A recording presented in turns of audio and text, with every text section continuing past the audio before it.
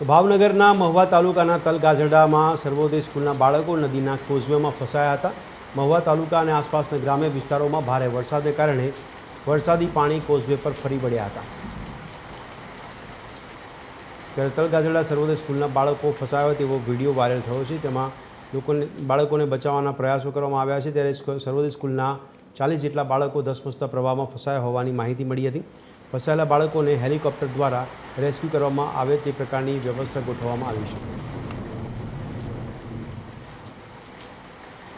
તો ભાવનગરના જેસર પંથકમાં વીજળીના કડાકા સાથે વરસાદનું આગમન થયું છે। ત્યારે જેસરના શાંતિનગર, તાતણિયા, ઈટિયા સહિતના વિસ્તારોમાં ધોધમાર વરસાદ પડ્યો છે।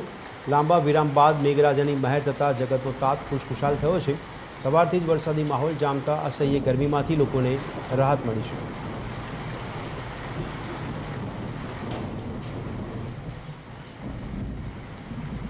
તો ભાવનગરના પાલીતાણામાં જળબંબાકારની સ્થિતિ સર્જાઈ હતી। વેપારીઓને મોટું નુકસાન થયું છે। જળબંબાકારની સ્થિતિમાં વેપારીઓ એટલે કે શોપિંગ સેન્ટરમાં દુકાનોમાં પાણી ઘૂસી જવા પામ્યા હતા, જેને કારણે વેપારીઓને લાખો રૂપિયાનું નુકસાન થયું છે। ઇલેક્ટ્રોનિક્સની અને કાપડની દુકાનો આવેલી છે શોપિંગ સેન્ટરમાં, જેમાં પાણી ભરાઈ જવાને કારણે વેપારીઓ દ્વારા પાલિકા પર રોષ ઠાલવવામાં આવ્યો હતો। તો ચોમાસાના જોરદાર પ્રારંભ સાથે ભાવનગર જિલ્લાના મહુવા, તળાજા અને જેસર તાલુકાઓમાં વરસાદ નોંધાયો છે। 8 થી 10 ઇંચ જેટલો વરસાદ નોંધાયો છે। આ વરસાદને કારણે મહુવા તાલુકાના તલગાજરડા ગામમાં પાણી ભરાઈ જવા પામ્યું હતું। આ દરમિયાન એક ખાનગી શાળાના વિદ્યાર્થીઓ શાળા છૂટ્યા બાદ બસમાં ઘરે જઈ રહ્યા હતા, ત્યારે પાણીનો પ્રવાહ અચાનક વધી ગયો હતો અને બસમાં સવાર બાળકોને ખેતર વિસ્તારમાં આવેલા એક મકાનમાં સુરક્ષિત સ્થળે લઈ જવામાં આવ્યા હતા। જિલ્લા વહીવટી તંત્રની ટીમોએ સ્થાનિક ટીમ અને નગરપાલિકાની ટીમની મદદ લઈ પાણીમાં ફસાયેલા બાળકોને સફળતાપૂર્વક બહાર કાઢ્યા હતા।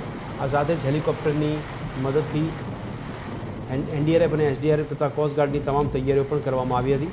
આ પછી મહુવા નગરપાલિકાની સાથે તળાજા અને સ્થાનિક લોકોની મદદથી તમામ વિદ્યાર્થીઓની સફળતાપૂર્વક બચાવ કામગીરી કરવામાં આવી હતી।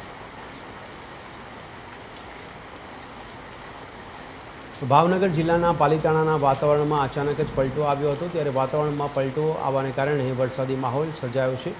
અસહ્ય બફારા બાદ વાતાવરણમાં પલટો આવ્યો હતો, તો વરસાદી માહોલ જામ્યો છે। તેને કારણે પાલીતાણા શહેર અને આજુબાજુના ગ્રામ્ય વિસ્તારોમાં વરસાદી ઝાપટા પડ્યા છે।